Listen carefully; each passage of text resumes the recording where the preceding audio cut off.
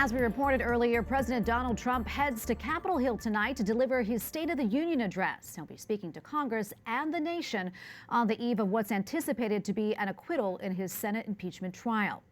Tiana Lowe, commentary writer for the Washington Examiner, joins me now for a preview. Tiana, welcome back. Thanks for joining us. Thank you for having me. Yeah, so we're told the theme of the president's speech will be the great American comeback. I was at a luncheon earlier today at the White House, and the president mentioned that his speech will be rather low-key.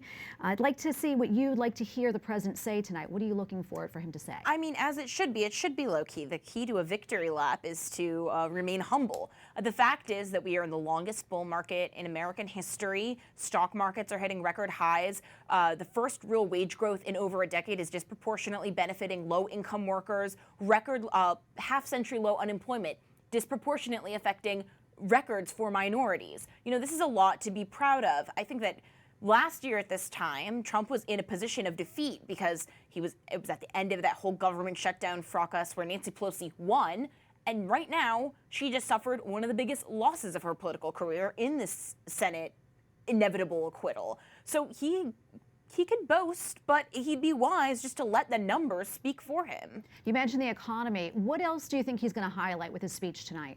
I mean, it should be national security. It should involve the strike of Soleimani, the strike of al-Baghdadi. You know, the fact is Gallup found that people's faith in the status of our national security and our troops' ability to defend us is over 10 points higher than it was at the beginning of his tenure. So this is something where even if you dislike Trump on a personal level, there is a general sense among the American public that with the military's budget increased, hands untied, and we're seeing this fundamental realignment in the Middle East that does make us safer.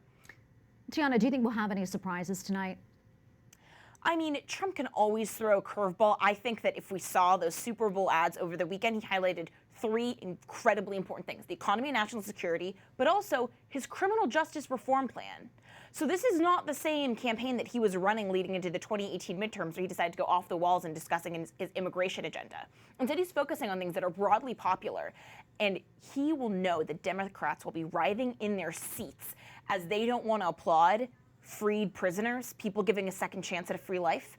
And that is where he trolls the best, when he lets the merits work for him. So I have a feeling that criminal justice reform bill, that will become a big apparatus in his speech. Yeah, what a difference a year makes. You know, last year the Democrats had just taken control of the House, and nearly all the House Democrats voted for President Trump's impeachment. Let's talk about that if we can. Yeah, you know, I mean, Pelosi's biggest mistake was letting the squad take over the reins. Pelosi was wise enough to know that impeachment was not politically valuable. I mean, despite all the emphasis given to Alexandria Ocasio-Cortez and Ilhan Omar, the reason why the Democrats got back the House were because smart, moderate blue dog Democrats and moderate caucus Democrats, they recouped that suburban vote. They recouped a lot of women in the suburbs.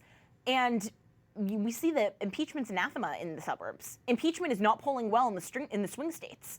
I mean, Democrats could not have botched the process more, you know, with not actually letting the courts enforce the subpoenas. So the fact that Pelosi dropped the ball so badly in making those swing state and suburban Democrats so vulnerable by forcing them to an impeachment vote, the Republican Party could be in much better shape to reclaim some of those seats in the House than we thought that they would be a year ago. Tiana, what do you think of the prospects of both sides working together going forward? I mean, again, I think if you look at what the average Democratic voter in the country wants, what even the average Democrat in the House wants, it is so radically different than those who carry the reins of power right now.